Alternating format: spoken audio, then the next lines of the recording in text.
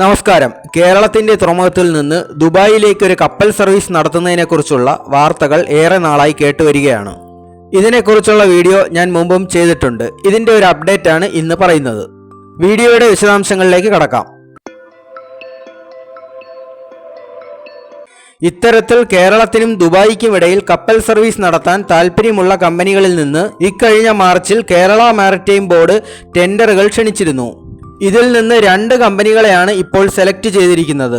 ആദ്യത്തേത് കോഴിക്കോട് ആസ്ഥാനമായി പ്രവർത്തിക്കുന്ന ജബാൽ വെഞ്ചേഴ്സ് പ്രൈവറ്റ് ലിമിറ്റഡും രണ്ടാമത്തേത് ചെന്നൈ ആസ്ഥാനമായി പ്രവർത്തിക്കുന്ന വൈറ്റ് ഷിപ്പിംഗുമാണ്.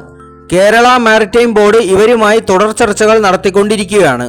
ഇത്തരത്തിലുള്ള ഒരു സംരംഭം യാഥാർത്ഥ്യമാവാൻ വേണ്ടി കേരള മാരിടൈം ബോർഡ് ഇന്ത്യയിലെ വിവിധ മന്ത്രാലയങ്ങളുമായും ചർച്ച നടത്തുന്നുണ്ട്.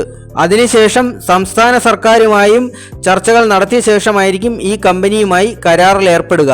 കരാറിൽ ഏർപ്പെട്ടു കഴിഞ്ഞാൽ 3 മാസത്തിനകം സർവീസുകൾ ആരംഭിക്കാൻ കഴിയുമെന്നാണ് കമ്പനികളുടെ അവകാശവാദം. ആദ്യം ബേപ്പൂരിനും ദുബായിക്കും ഇടയിൽ സർവീസ് നടത്താനായിരുന്നു പദ്ധതിയിട്ടിരുന്നത്. എന്നാൽ അതിപ്പോൾ കൊച്ചിയിൽ നിന്ന് ആരംഭിക്കാനാണ് സാധ്യത. ഒരു കപ്പലിൽ ഏകദേശം 1250 പേർക്കായിരിക്കും യാത്ര ചെയ്യാൻ കഴിയുക. ടിക്കറ്റ് നിരക്ക് 10,000 രൂപയിൽ താഴെയായി നിജപ്പെടുത്താനാണ് ഉദ്ദേശിക്കുന്നത്.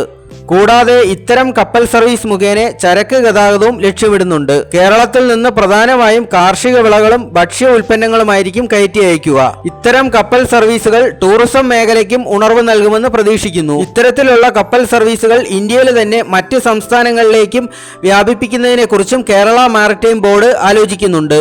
ഇതിൽ താൽപര്യം പ്രകടിപ്പിച്ചുകൊണ്ട് ഇപ്പോൾ 12 കമ്പനികളാണ് മുന്നോട്ട് വന്നിരിക്കുന്നത്. ഈ വാർത്തയുടെ കൂടുതൽ അപ്ഡേറ്റ്സിനായി നമുക്ക് കാത്തിരിക്കാം എന്ന് പറഞ്ഞുകൊണ്ട് നിർത്തുന്നു. Thank you.